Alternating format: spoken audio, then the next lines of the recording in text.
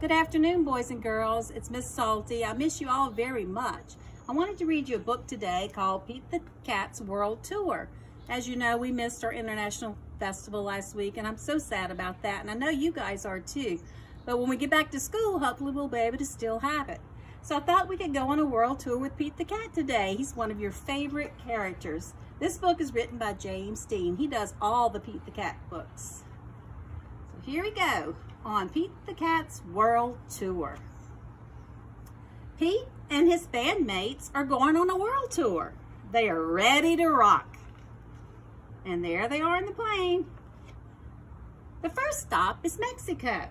Pete is very hungry before the concert. What should I eat, he wonders.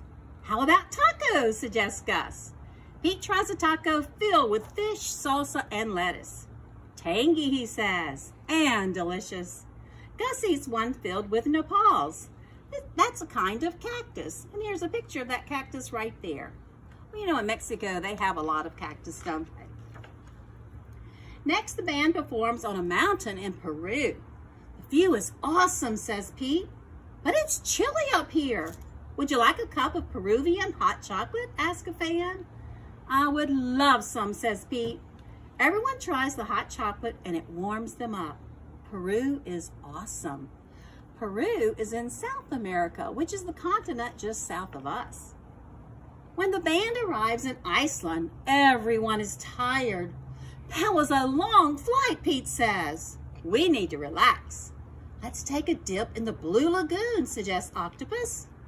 It is cold outside and hot in the lagoon. The water's very soothing. Ah, just what I needed, Pete says.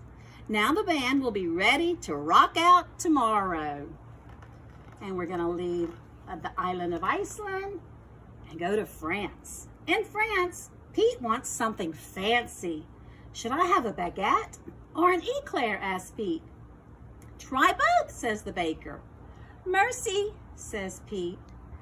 Pete eats his French treats in front of the Eiffel Tower.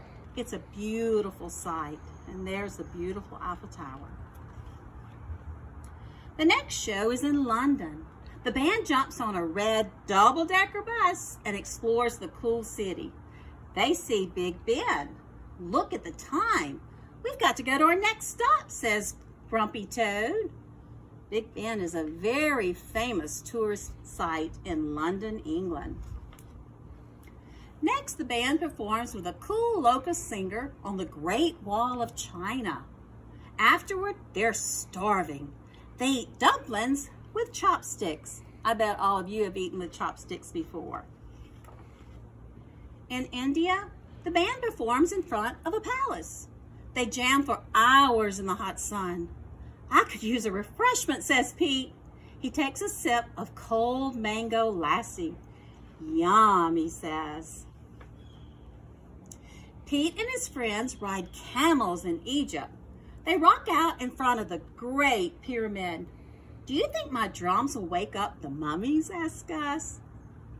Do you think they will? Probably not. The band rocks out at Victoria Falls. It's a waterfall between Zambia and Zimbabwe. Those are two countries in Africa. We're in two countries at the same time, says Squirrel. Groovy, says Pete. One of them is in the country of Zambia and the other's in the country of Zimbabwe. And the waterfall goes through the middle of it. That's pretty cool, isn't it? The last stop on the tour is in Trinidad. Let's make this one count, says Pete. The band performs on the beach all day.